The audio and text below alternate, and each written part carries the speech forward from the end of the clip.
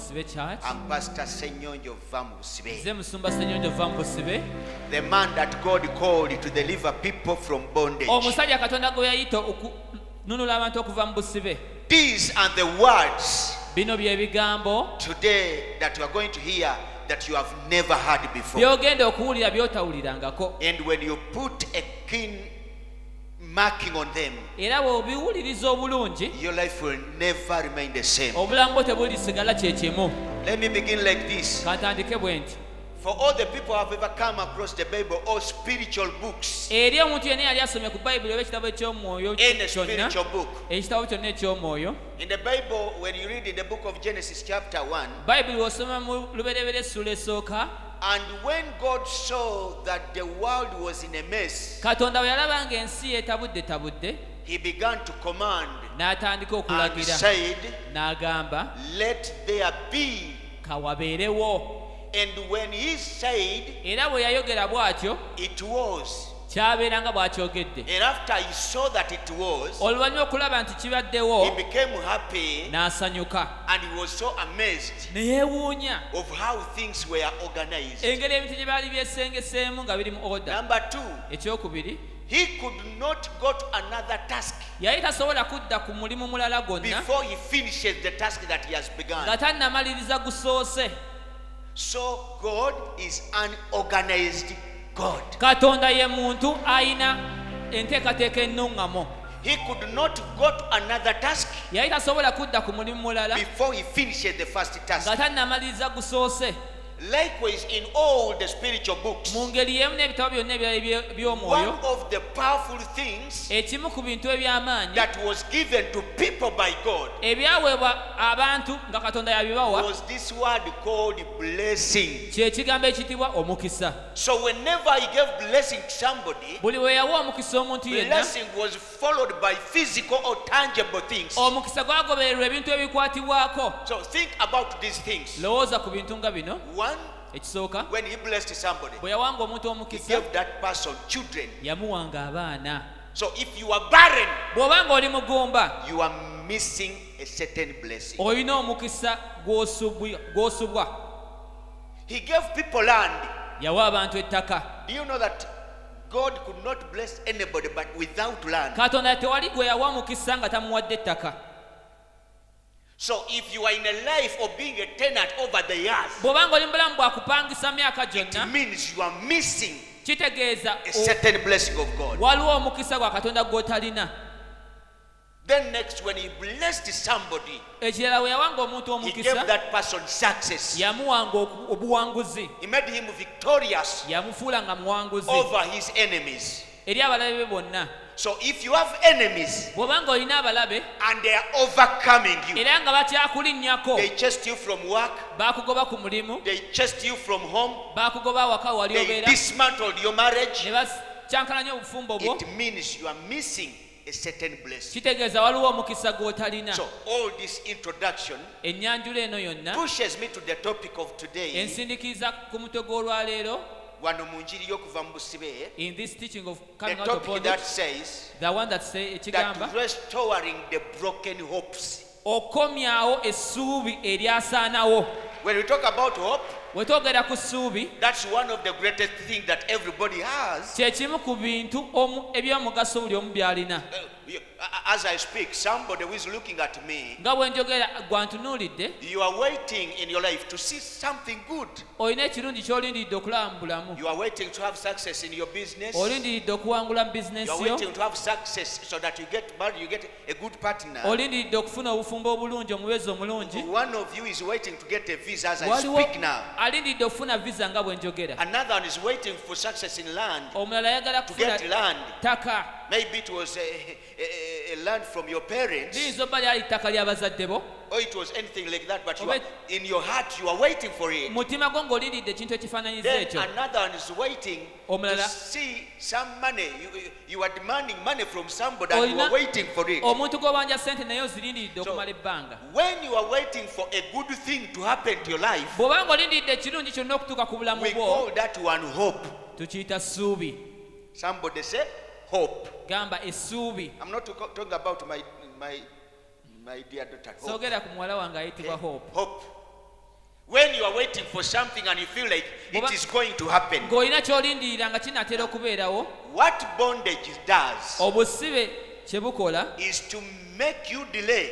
kwe kuleetera okulwawo, You delay to get what you are waiting for. olwawo okufuna ekyo ky'olindiridde.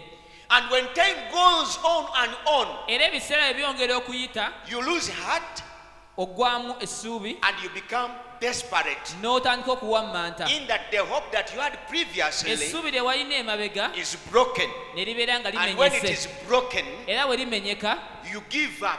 owanika. This is the time when you tend to say, Ke kaseera w'oyinza ovaamu ebigambo I don't care nga sifaayo, whether he marries me or not. oba I amufumbirwa don't care. oba tamufumbirwa, sifaayo. I don't care Sifaayo, whether I leave Kampala and go back oba to village. va mu Kampala n'enzirayo mu kyalo, I don't care whether sifaayo, he dumps me oba ndekawo or not. oba nedda, I don't care whether they give me the visa or sifaayo not. oba mpadde visa oba nedda. Anything that comes, I don't Ekijja care. kijje, sifaayo. So this I don't care statement Embeera eno ey'okugamba nti sifaayo comes in the time when the hope has been broken. ejjira mu kiseera ng'essuubi lyo limenyeddwa. Not because you don't like that thing, Si lwa kubanga ekintu ekyo tokyagala, but you are talking like that because you have waited for so long and you have failed. nayogera bw'otyo kubanga olindidde okumala ebbanga ddene So n'olemererwa. today, as you are listening to me, Olwaleero ng'ompuliriza, I have come to tell you nzize okugamba that here at Vambusibe Church, wano ku Vambusibe Church I am called nayitibwa to help you restore that lost okuyamba hope. okomyawo essuubi lye wafiirwa. Okay? That lost hope. Essuubi lye wafiirwa. Because why? Kubanga lwaki? You have lost the hope because of things that you didn't know. Ofiiriddwa essuubi kulwa ebintu by'otamanya. You are getting problems and misconducts because of something you don't know, either spiritual, either physical. Ofuna ebizibu n'okukyakana mu bulamu ku lw'ebizibu by'otamanya biri mu mwoyo. Maybe it was witchcraft, it disorganized your marriage, and now you are seeing things going wrong. You don't know what is happening. Oboolyawo gaali malogo ge gaatabula obufumbo bwe tomanyi kigenda mu maaso. In Africa, Mu Africa, many people do competition in the worst way. bantu abamu bakola empaka mu ngeri embi. Instead of learning from the one who is far from here, Mu kifo ky'okuyiga okuva ku oyo amuli he ewala, comes to battle with you ayagala kulwanyisa using blackmail. ng'ayita mu kutatta n'erinnya lyo. Kutta, Okutta, konoona, okwonoona your name. erinnya lyo. So many of you lose jobs, lose Bangi kummwe offices, mufiirwa emirimu ne lose ofisi zembeeramu, status, n'okufiirwa ebifo bye mulina mu bulamu, lose marriages, ne mufiirwa obufumbo, lose property, ne mufiirwa ebyobugagga byammwe, lose dignity, ne mufiirwa ekitiibwa kyammwe, lose position, ne mufiirwa ebifo byammwe, because somebody in the other corner that you cannot view kubanga omuntu ali ewalala gw'otamanyi has blackmailed you. atta erinnya lyo. And now you complain, I don't know why my boss is not trusting me. Manyi I lwaki don't boss know wange why I'm not takyannesiga. getting bagiyita batya bakwongera obuyinja. I'm not getting a promotion. Okitegedde? So when things are not moving on, Ebintu byanga tebikutambulira bulungi, sometimes you think it is just for granted, you take it like that. oluusi okitwala ng'ekyabujjo n'olowooza kimaze But gabeerawo. every bad thing that happens to your life Naye buli kibi ekituuka ku bulamu bwo has a cause. kirina ensibuko yaakyo. And the reason I have come to speak to you Era ensonga lwaki nzize okwogera is naawe, that before we finish this month, kugamba nga tunnamalako omwezi we guno, have to destroy that cause of your tulina problem. okusaanyaawo ensibuko y'ekizibu kyo. Don't sit there and say, I have a problem, I don't know what I will do. Totuulayo ogambe nti nina ekizibu simanyi kyakukola. There is something you can do Waliwo ky'osobola okukola to change that situation forever. okukyusa embeera eyo lubeerera. There is something you can do. Waliwo ky'osobola okukola. But the problem is sitting back there and you say, you know, kwe kwotuulako I don't n'ogamba have time. Sina I don't nabudde. have. But when the destroyer is Naye- destroying your dignity, destroying your name, waliwo asaanyaawo ekitiibwa kyo, erinnya lyo, he's destroying your future. asaanyaawo ebiseera byo eby'omu maaso byonna. You don't need to sit back. Teweetaaga kwetuulako. Please, wherever you are, come. Byonna gy'oli jangu. We need the power of God Twetaaga amaanyi ga Katonda to be manifested in your life. okulabisibwa mu bulamu bwo. Tekyagenda. Tugenda. How can, listen to this. Muwulirize kino. These are situations which happen to people. Zino ze mbeera ezituuka ku bantu. How can a woman Omukazi of the age 20 and above, ow'emyaka egisoba mu 2 or even 18, because 18 N'ababeera is a mature person. 19 oba 18. How can such a person, Omuntu ng'oyo 25, oba 30, 25 a woman goes to bed, omukyala agenda mu buliri and when you are sleeping like this, not even sleeping, but N'oba just resting in the bed, ng'owummuliddeko mu buliri bwo you find the sleep can't even come. ne weesanga tosobola nafuna tulo, The mind begins to move ebirowoozo bye bitandika okutambula up and down. nga bitegana bidda wano nawali, You look at your body n'otunuulira omubiri gwo and you begin to wonder why. n'otandika okwebuuza lwaki, Because around you, kubanga ebikwetoolodde you are filled with these disappointments. na disappointment. You know what we call disappointments? Manyi kye bayita Now, disappointment? I'm talking about invisible pain. Njogera ku bulumi obutalabika na maaso. These are things that you have as a person and you cannot express Bino them to by'obeera people. nabyo ng'omuntu nga tosobola bigamba muntu yenna.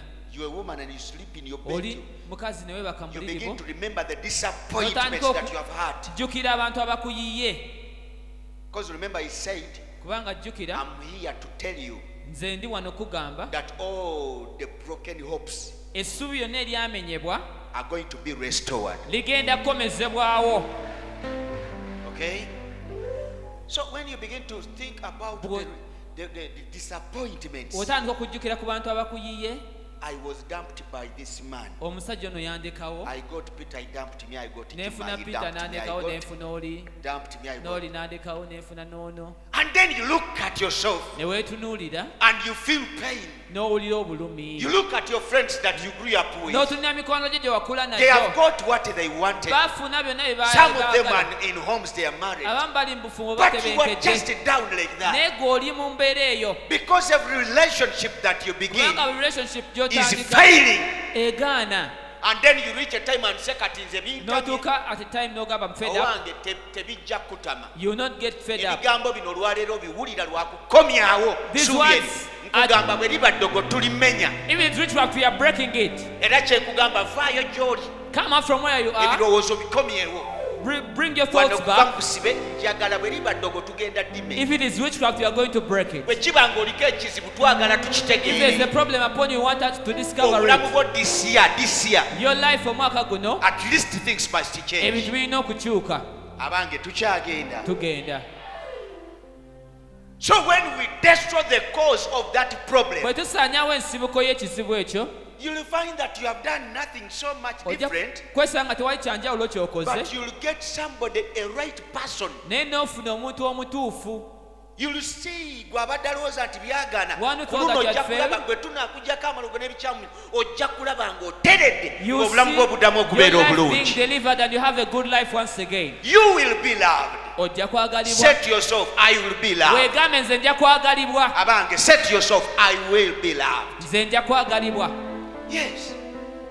Some of the people are now losing heart. Abamu ku bantu abali wano weddemu Because essuubi. imagine, how can you have children? Kubamu akafaananyi oyinza otya okubeera n'abaana, Maybe 2, bayinza obba 3, babiri, 4, or basatu, even 1. bana nawabeera omu. But when the father of that child does not care about him or Naye her, nga taata w'omwana oyo tamufaako. all along I've been hearing and listening to the people who have such problems. Bulijjo mbadde nga mpulira abantu abalina ebizibu bwe bityo. Omanyi obulumi bw'omuntu No. omukazi, abakazi pain. we muli wano, omukazi okubeera n'omwana Lady, naye ng'otobanga omukazi you have a taata child w'omwana mulamu struggling talina alone. si ntaana, When the father does not care about the children, naye nga gwalina okuyiiya omwana ono agenda asasula emitwalo 5 ku ssomero. this child is going to Gw'omuwala demand omukazi 500,000 as school fees. gwalina okuyiiya onoye emitwalo ameka? You, the lady, has to look for the 500,000 shillings. Okiwulira otya muli mu mutima? How do you feel it in your heart? Mba njagala kunsabirako omusajja nzaalamu omwana nandekawo. N'onoonya n'oyiiya oli mukazi naye nga taata mulamu alina n'ebirevu When- mu Kampala alinya taxi n'agenda n'oluusi n'okwevugana n'akola buli kimu ky'akola naye Does nga everything- gwalina okuyiiya omwana ono When it's you to devise means agenda kwambala ki? to know what the child is going to put on.